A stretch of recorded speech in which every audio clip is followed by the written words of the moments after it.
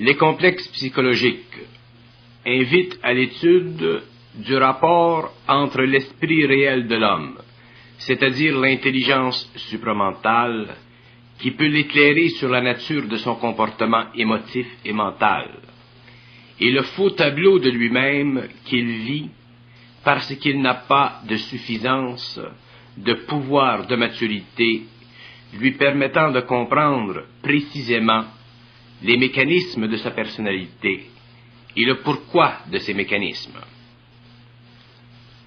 Les complexes sont des réflexions vécues et soutenues par l'ego, qui n'a pas l'intelligence de lui-même, c'est-à-dire qui n'a pas d'intelligence libre, indépendante de son intellect. Cette intelligence indépendante de son jugement faussé et personnel ne peut lui venir que par conscientisation, que par un mode de communication intérieure et télépathique avec les circuits universels. L'ego complexé se croit l'être, car les expériences négatives vécues dans son passé ont brouillé l'équilibre entre son émotif et son mental, de sorte que l'accumulation d'expériences filtrées par ce mauvais conditionnement a créé un fossé de plus en plus grand entre le vrai lui-même et le faux. Des complexes de toutes sortes peuvent naître d'un tel filtrage, car l'ego s'épuise graduellement au cours des années, les expériences renforçant constamment le ou les complexes. Le complexe est un mal et un malaise psychologique avec soi-même.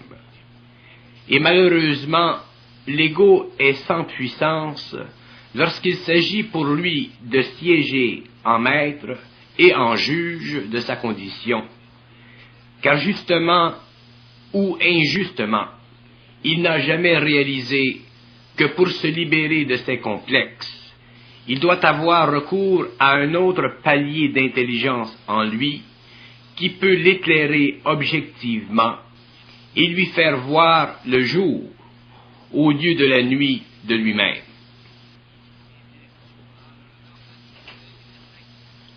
Les complexes troublent l'ego car ils durent et semblent ne pouvoir se dissoudre qu'avec la plus grande des difficultés. Pourtant, le complexe n'est autre chose que la fausse ou mauvaise interprétation que l'ego se fait de sa réaction au monde extérieur. L'ego inconscient ne réalise pas que son expérience n'est jamais terminée tant qu'il n'en a pas réalisé le but profond, c'est-à-dire la fonction. L'expérience de l'ego doit lui servir à s'ajuster émotivement et mentalement dans la vie. Et tant qu'il n'a pas compris ceci, les complexes risquent de s'éterniser, c'est le cas de le dire. L'ego complexé, pour une raison ou une autre, n'a pas à s'éteindre, c'est-à-dire à perdre de l'intelligence réelle de lui-même, s'il comprend et saisit que tout complexe se redresse, que tout complexe peut être dépassé, pourvu qu'il soit donné un coup de barre suffisamment précis pour qu'il puisse reconnaître l'illusion de son complexe. Or, ce coup de barre ne peut lui être précisément et favorablement indiqué que par une intelligence qui ne peut lui être utile que dans la mesure où il veut se bien servir d'elle. Or, l'ego complexé, bien qu'il puisse souffrir de son complexe, ne peut s'en défaire facilement, car souffrir n'est pas une indication de l'intelligence, mais une réaction contre l'intelligence. Et tant que l'ego réagit, il ne comprend pas car pour comprendre, il faut être indiqué, c'est-à-dire qu'il faut que l'intelligence supérieure participe à la vie psychologique de l'ego, afin d'élever son niveau d'intelligence, le libérant graduellement de ses complexes, c'est-à-dire de ces formes dont il se nourrit et s'asphyxie par le fait même. Les complexes engendrent dans l'ego une insécurité, car il n'a pas suffisamment d'intelligence en lui pour voir comment et pourquoi il se sent insécure. Bien qu'il en connaisse les causes apparentes, c'est-à-dire les causes sociales. Mais ce ne sont pas seulement les causes sociales que l'ego doit connaître ou reconnaître, mais la raison de ces causes. Et cette raison ne peut lui être objectivement indiquée que par l'intelligence supramentale qui règne libre et universellement au-dessus de l'ego et qui peut engager avec lui un dialogue parfait. Ce dialogue parfait constitue le coup de barre qu'il a de besoin pour corriger sa vision intérieure et commencer à se comprendre. Les complexes entraînent l'ego dans un sentier à sens unique, alors que l'ego ne peut vivre que dans une voie à double sens s'il veut augmenter son équilibre. L'équilibre de l'ego est de plus en plus instable selon le caractère matérialiste de sa civilisation, car c'est dans le matérialisme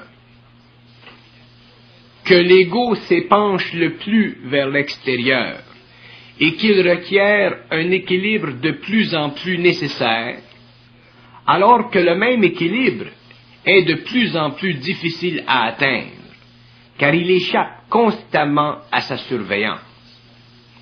Plus une société s'interroge, plus l'ego côtoie d'autres égos qui entraînent ce dernier à se questionner dans le sens péjoratif, plutôt qu'à l'amener à une intégration parfaite de son intelligence et de ses émotions.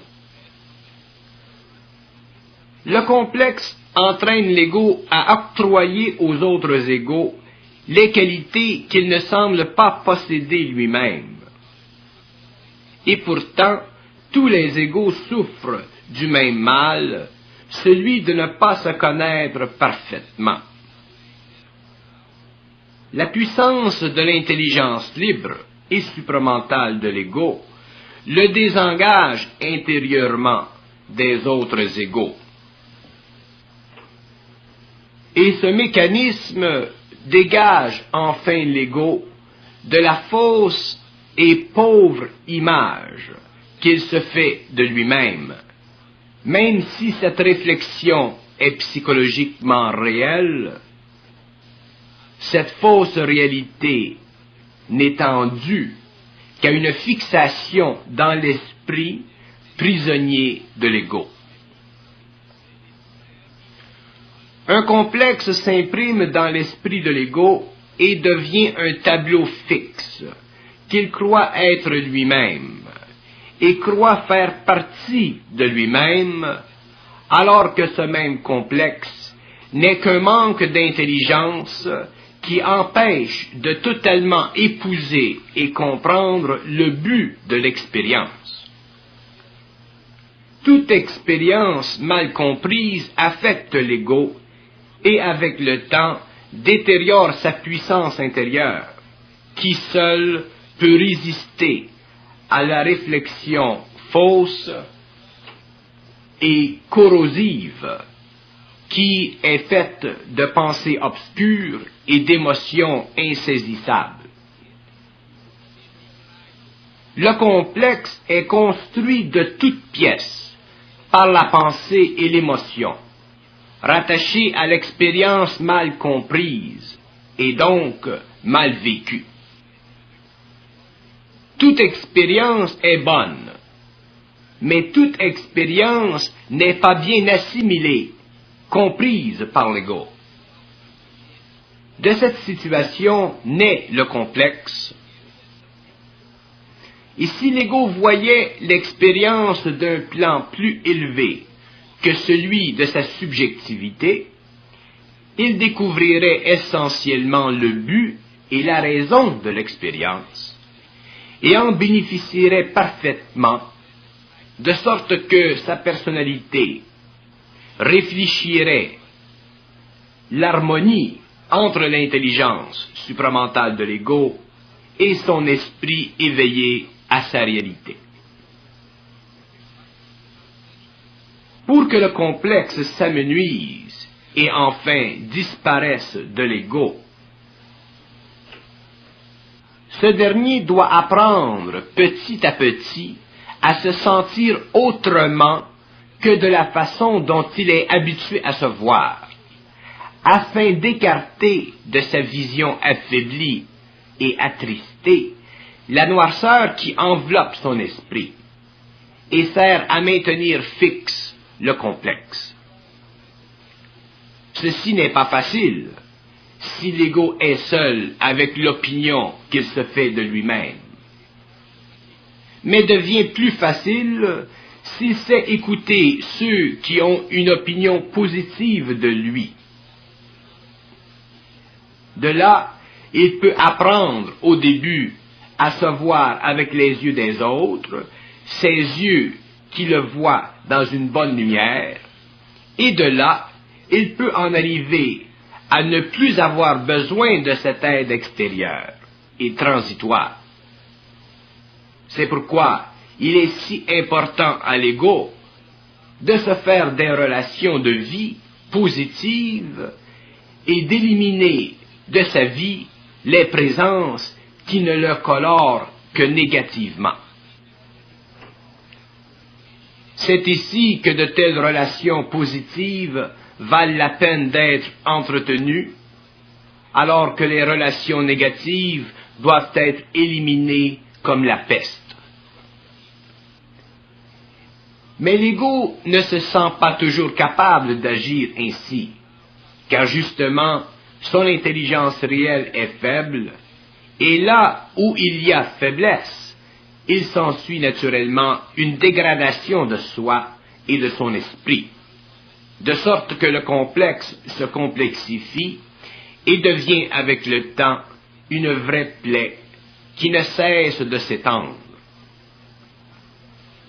La mort s'installe alors dans la vie de l'esprit, car l'ego ne peut plus respirer l'air frais de son intelligence réelle, intérieure et libre. Cette mort ternit la vie de l'ego et l'engage à être de moins en moins bien dans sa peau. Il envie alors les autres qui semblent être ce qu'il n'est pas, ou avoir ce qu'il ne peut avoir, et sa pauvreté psychologique s'accentue, car il a vendu tous ses biens, c'est-à-dire son intelligence. Car effectivement, les biens de l'ego sont l'intelligence dont il dispose, pour vivre son expérience.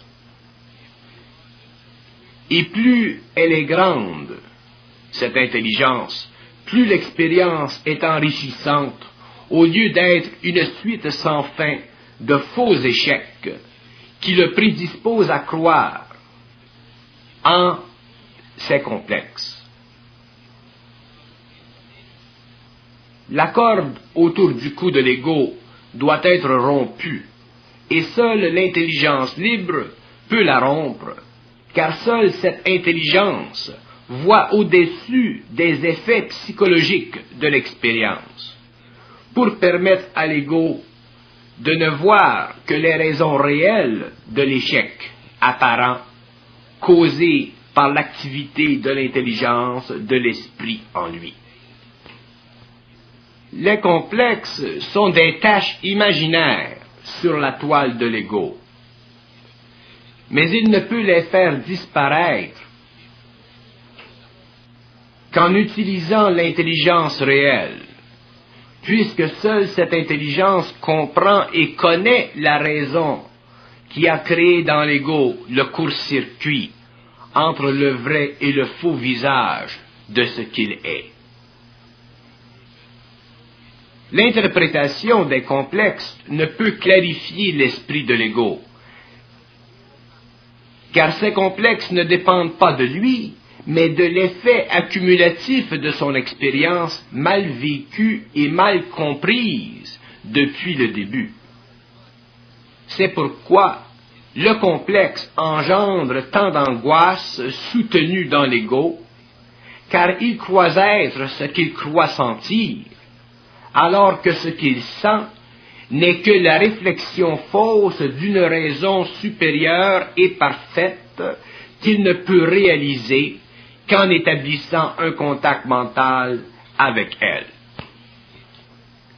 Les complexes sont l'anti-esprit de l'homme et ne parviennent à être éliminés que lorsque l'ego échappe à l'emprise de son sentiment et de sa raison sur son esprit. L'esprit de l'homme est soit très fort ou très faible, selon le rapport étroit qui existe entre la solution personnelle ou l'absolution absolue de l'intelligence supramentale. Tel que vit l'homme aujourd'hui dans sa solitude, il n'est pas surprenant que les complexes psychologiques atteignent des proportions de plus en plus grandes, de plus en plus inimaginables, puisque le monde dont il se nourrit est fait à la mesure de l'illusion, qui se réfléchit sans cesse d'ego à ego, tel un jeu de miroir à l'infini. Que l'ego soit complexé et fixé dans une illusion quelconque, c'est normal, mais qu'il ne puisse s'en sortir, c'est abominable. À quoi bon vivre si l'on ne peut pas goûter de soi-même et s'apprécier à la valeur de l'intelligence en soi, qui œuvre à nous arracher de nos piètres illusions, qui font de nous des êtres inférieurs, sinon inférieurs à ce que nous pouvons devenir. Un complexe représente pour celui qui en souffre une dégradation de son réel, aperçu à travers la lentille d'un ego impuissant devant l'émotion, qui afflige son intelligence et lui dicte la nature de son être. Lorsqu'en réalité, la vraie nature de l'être ne peut être perçue que lorsque l'équilibre s'est fait entre l'émotivité qui embrouille la vue de l'ego et l'intellect qui analyse la raison que vit l'ego. L'ego qui souffre d'un complexe souffre en fait d'une petite maladie d'esprit,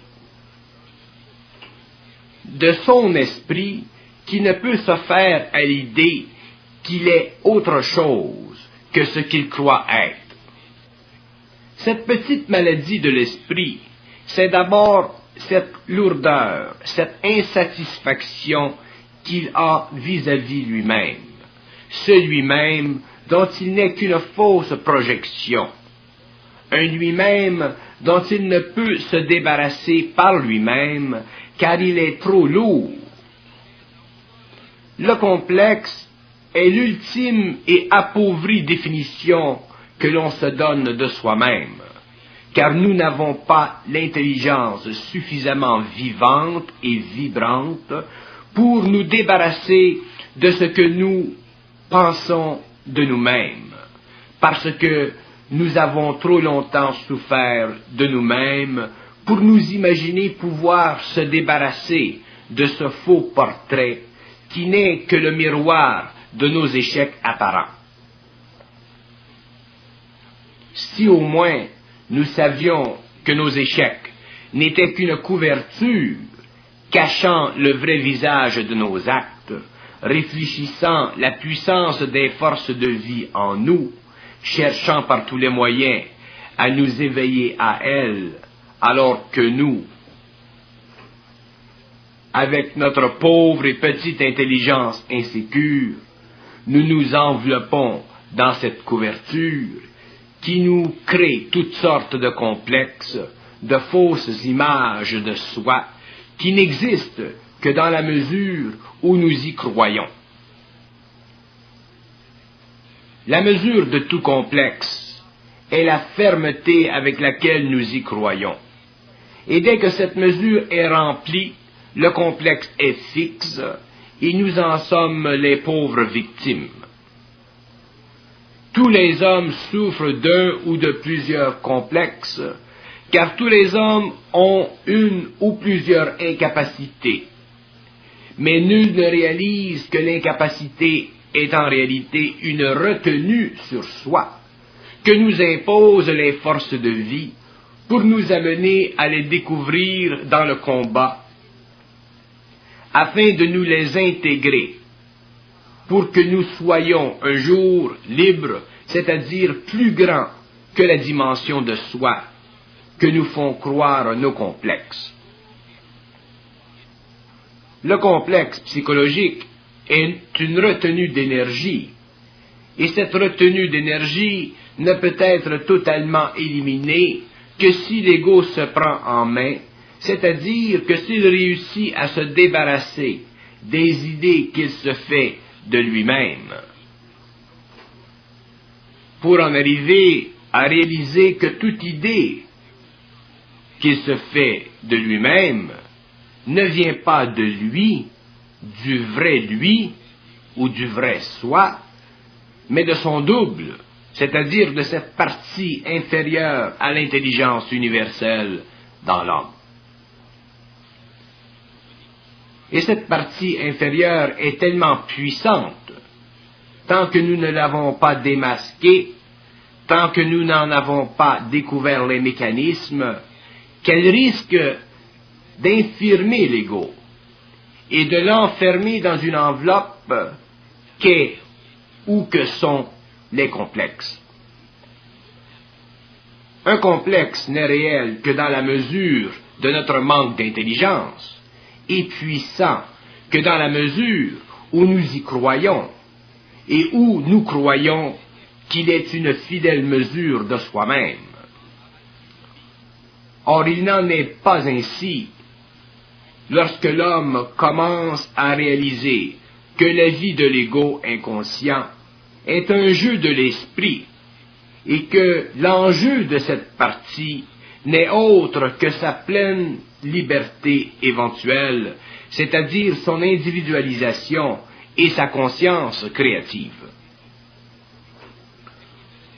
On a tellement parlé sur la nature des complexes depuis l'avènement de la psychologie moderne qu'aujourd'hui on se rapporte aussitôt à cette catégorie du comportement pour se coller une défaillance, alors que cette défaillance n'est pas nécessairement réelle en soi, mais le devient au fur et à mesure que nous nous éloignons de nous-mêmes.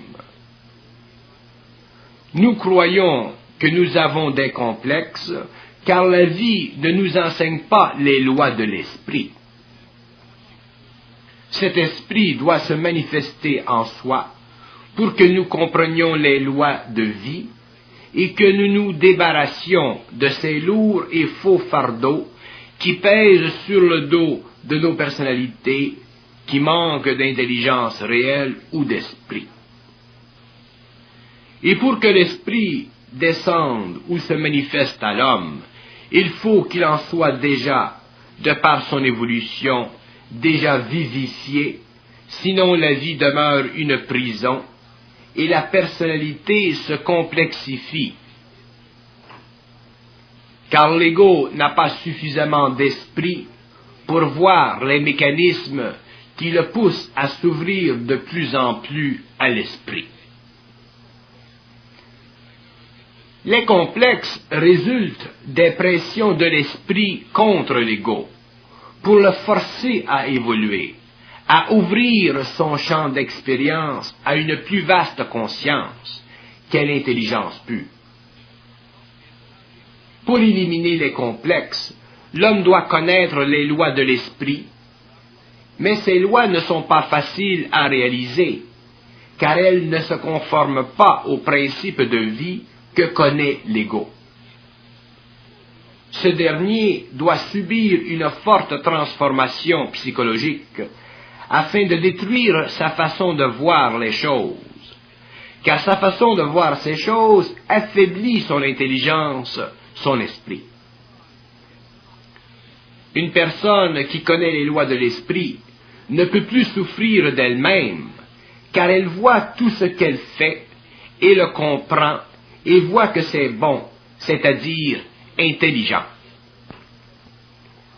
Les complexes bloquent l'énergie créative de l'homme et ultimement lui barrent la porte des pouvoirs psychiques, car ils ne permettent pas à l'homme de comprendre sa relation avec les forces qui émanent des mondes parallèles et des dimensions innombrables de l'esprit, où l'énergie demeure en suspens, attendant les cycles de vie appropriés pour se canaliser vers la matière et élever la vibration de la conscience. Mais les hommes ne sont pas encore prêts à vivre parfaitement en dehors de leurs complexes, car ces derniers sont une protection contre la pénétration trop rapide de forces encore inconnues de l'homme, que son ego ne pourrait supporter, à moins d'avoir été élevé en intelligence, c'est-à-dire à moins d'avoir été instruit dans les lois de cette canalisation d'énergie qui transmute la matière la plus dense et la rend parfaite, c'est-à-dire capable de la recevoir. L'homme entre dans un cycle nouveau, où l'esprit ou l'énergie de l'intelligence doit dominer la terre. Ce cycle nouveau requiert la préparation d'un certain nombre, afin que le cycle qui vient ne soit point démuni d'hommes capables d'utiliser cette énergie nouvelle qui vient et descend sur les plans les plus bas du globe. Il faut comprendre le complexe comme une barrière temporaire créée à l'intérieur de l'ego sous l'influence invisible des forces qui construisent l'homme. Dès que l'ego a commencé à saisir que ces complexes ne sont réels que dans la mesure où il les considère comme faisant partie intégrale de lui-même, il en est prisonnier. Il ne peut entrer en contact avec d'autres aspects de lui-même qu'il convient ici d'appeler psycho-énergétiques ou psychiques. Ces aspects ne peuvent être contenus si l'ego leur offre une résistance. C'est ainsi que le complexe, dans un sens, protège l'homme contre les profondes réserves d'énergie auxquelles il a accès naturellement et depuis toujours. Mais tous les hommes ne peuvent être arrêtés dans leur évolution par ces complexes. C'est pourquoi la vie doit un jour déborder sur un plan d'expérience qui ne peut être connu ou vécu que par ces hommes qui auront été frappés dans le front, c'est-à-dire au centre même de leur intelligence inférieure, afin que cette intelligence s'ouvre à une autre dimension, le supramental, où le complexe disparaît pour laisser place à l'énergie de l'éther et de la vie paranormale. Le cycle nouveau qui vient vers l'homme ne pourra être compris que par ceux qui sont traversés par cette énergie qu'il convient d'appeler énergie universelle. Ces hommes seront forcés de vivre une période d'adaptation psychologique et psychique ou vibratoire, qui détruira en eux tous les complexes qui avaient déjà servi auparavant à les protéger, bon gré, mal gré, contre les forces qui entourent l'homme et frappent à sa porte. L'homme est un être qui ne peut comprendre sa totale réalité que s'il est en contact avec ses forces, dont les complexes lui barrent l'accès. L'intelligence réelle de l'homme ne peut être développée que lorsque ces complexes éclatent sous la pression que déclenchent en lui les forces de l'esprit. L'éclatement de ces complexes produit une accélération de la pénétration d'énergie universelle, et l'homme ne peut plus être le même, c'est-à-dire qu'il ne peut plus être protégé, alors, contre l'énergie de l'esprit, car ces complexes disparaissant peu à peu, laissent place à un chemin libre, où l'énergie de l'intelligence commence à élever le taux vibratoire de ses principes. C'est alors la mutation qui commence, et l'homme est soudainement en voie d'évolution rapide et certaine. Autant auparavant ses complexes limitaient sa vision de lui-même, autant maintenant il n'y a plus de limite devant lui, car l'énergie de l'intelligence remplace son intelligence rationnelle, et il n'a plus qu'à regarder les choses selon cette intelligence, librement et libérant ainsi pour la première fois l'ego. L'homme entre dans le secret de la vie et de l'intelligence. La vie n'est plus la même, car elle n'a plus le même sens, c'est-à-dire le non-sens qu'elle a toujours eu. Tous les hommes ne peuvent subir cette mutation dans un même temps, car tous ne sont pas prêts à ce changement radical de leur être, de leur vibration. Seuls les plus forts subiront cette mutation profonde et en sortiront vainqueurs. Les complexes représentent toutes les conditions possibles de l'être humain, dépouillé de ses possibilités occultes ou internes. Ils sont à la fois une protection pour l'homme et à la fois une barrière absolue, mais temporaire, contre la pénétration de l'énergie qui l'amène au-delà des mystères de la vie et de la mort. Nul homme ne peut pénétrer au-delà de la mort alors qu'il subit cette condition psychosociale qu'est le complexe.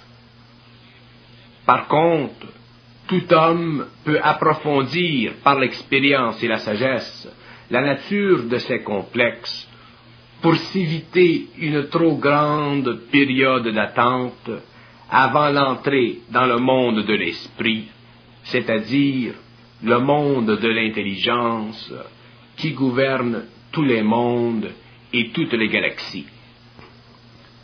Sinon, il est en voie de retour au monde des esprits et doit revenir un jour ou l'autre sur la planète pour approfondir et élargir son champ d'expérience.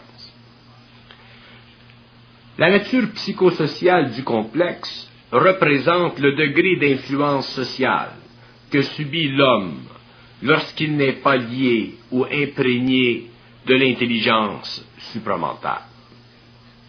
Et c'est justement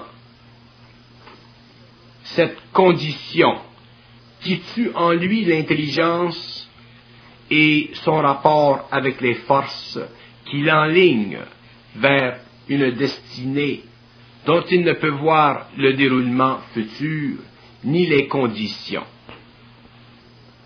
Alors que le complexe réfléchit ou représente l'influence sociale et sa puissance contre l'intelligence de l'esprit, il détermine aussi la puissance des mécanismes de protection qui s'imposent à l'homme, malgré son désir personnel de se bien connaître.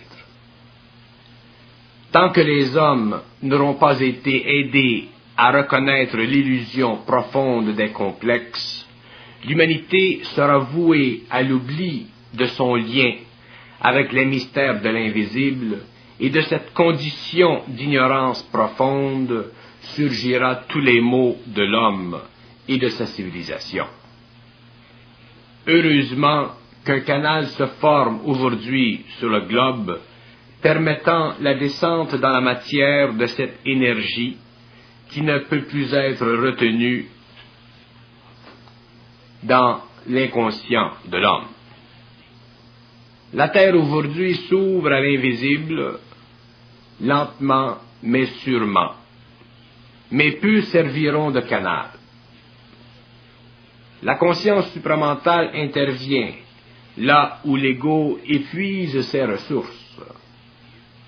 Le complexe est l'enceinte de l'ego, et tout agrandissement de la conscience humaine doit refouler les complexes et en détruire l'illusion, car il forme une continuité dans l'homme et lui ferme petit à petit la porte du canal de l'intelligence créative.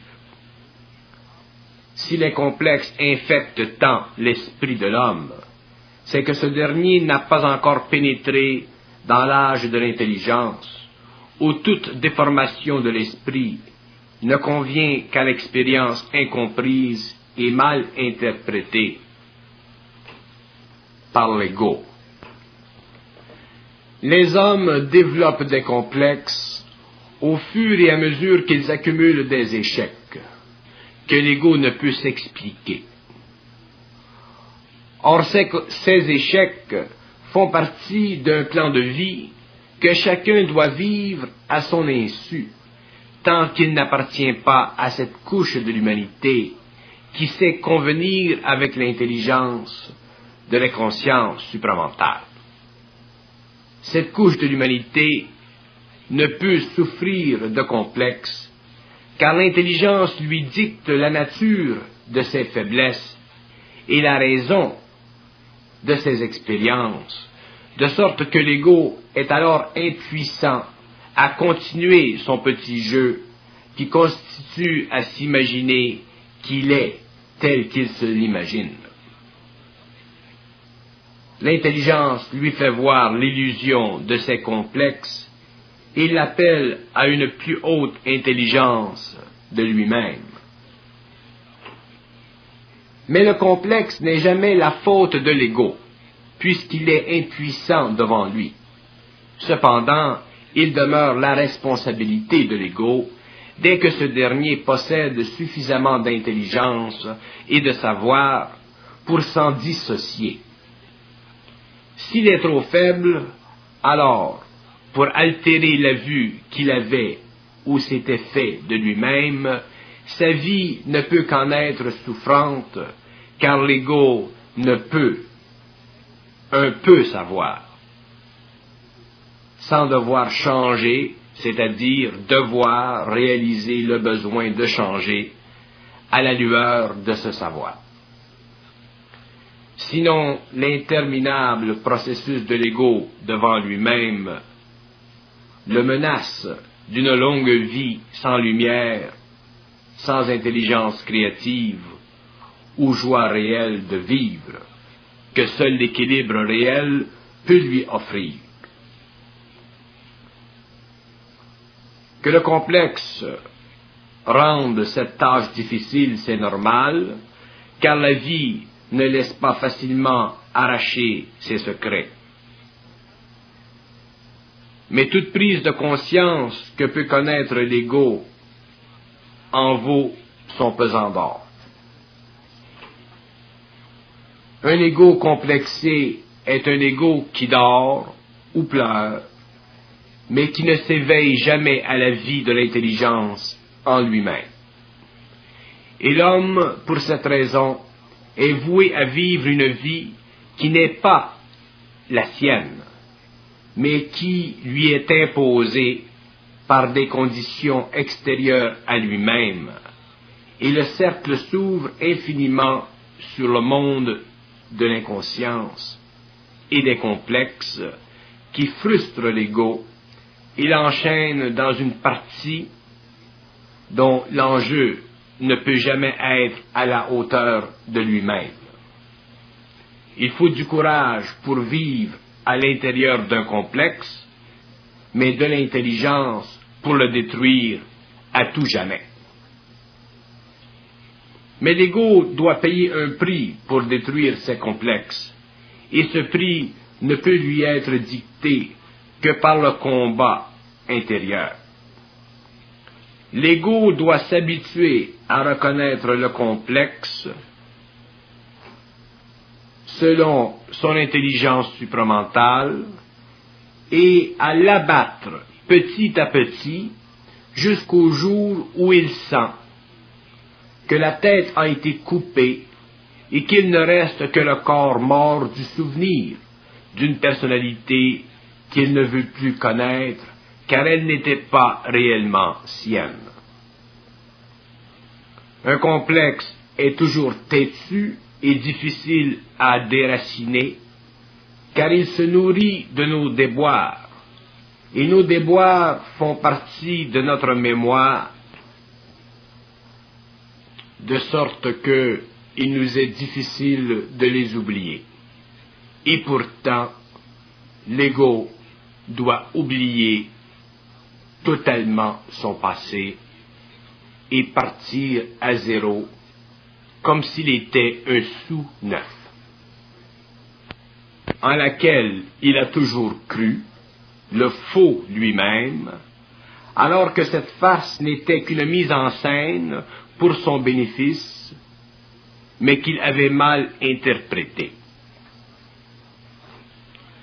Ce n'est pas facile à l'ego de fermer l'œil, de garder la tête dans le sol contre ses échecs, car ils sont gravés dans le granit de sa mémoire.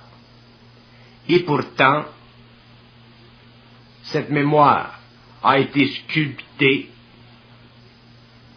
par les forces de vie qui cherchent par tous les moyens à l'éveiller à lui-même, afin que cette mémoire puisse un jour être oubliée de la même façon qu'elle fut inscrite, c'est-à-dire créée et montée à son insu.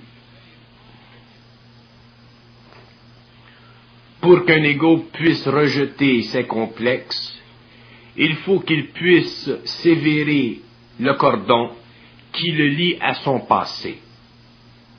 Il faut qu'il puisse cesser de regarder dans le passé les échecs qui se sont accumulés et qu'il parte à zéro, comme si tout dans le passé avait été bien et normal. S'il regarde dans le passé, il sera obligé de réouvrir les livres de ses échecs et automatiquement la vibration de ce complexe surgira à son esprit et le fera souffrir de lui-même.